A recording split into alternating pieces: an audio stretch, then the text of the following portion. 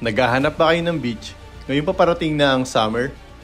Meron akong ituturo sa inyo na para ka nang nagpunta ng Boracay. Ano, G tayo mga idol?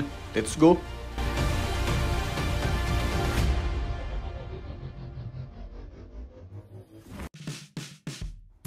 At ito na nga ang kwento ng aming Tingloy Masasa Beach Travel Adventure. Nagpunta nga kami ng Mabini Port dito sa Batangas. Gamit lang ang aming mga motorcycle. At pagdating nga namin ng Mabini Port ay dito na rin kami nagpark ng motor namin. 50 pesos ang bayad per motorcycle and 100 pesos naman para sa mga 4 wheels. Pagkatapos namin magpark, nagpunta naman kami sa ticket booth para magbayad ng pamasahe sa Roro na aming sasakyan patungo sa Tingloy, Batangas Port.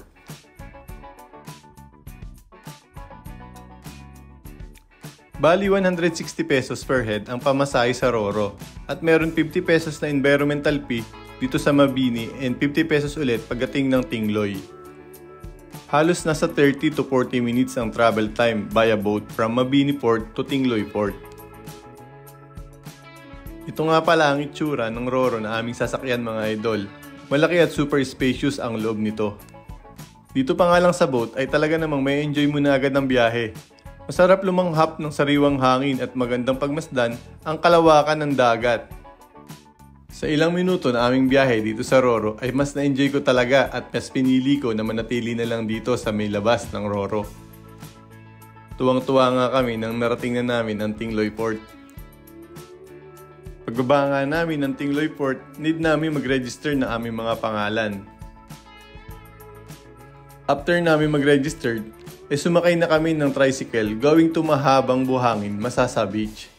30 pesos ang pamasahe sa tricycle. Meron kayong second option kung ayaw nyo maglakad pagbaba nyo ng tricycle. Dahil medyo mahaba ang lakad pag hindi kayo sasakay ng boat going to Masasa Beach. Kaya ang ginawa namin pagbaba namin ng tricycle, sumakay pa kami ng boat patungo sa Masasa Beach.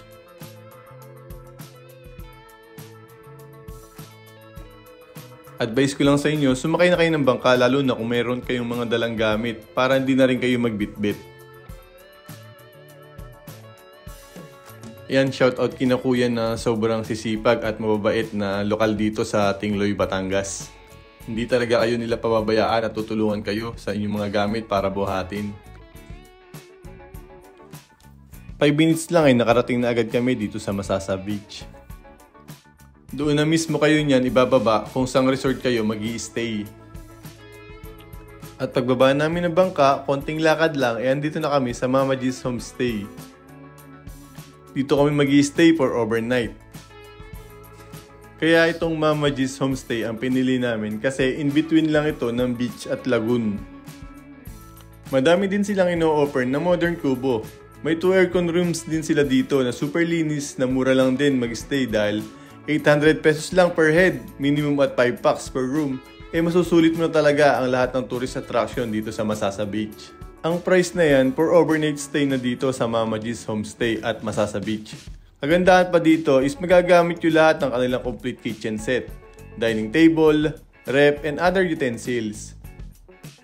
Para sa ibang detalye, mag-PM lang kayo sa official page ng Mama G's Homestay. Para sa inyong maayos at masayang bakasyon dito sa Tingloy, Masasa Beach. So paano mga idol? G tayo? Ako nga pala si Kamoting Gala PH, ang inyong travel guide sa inyong mga susunod na travel adventure. Salamat sa panonood! Ride safe sa inyo!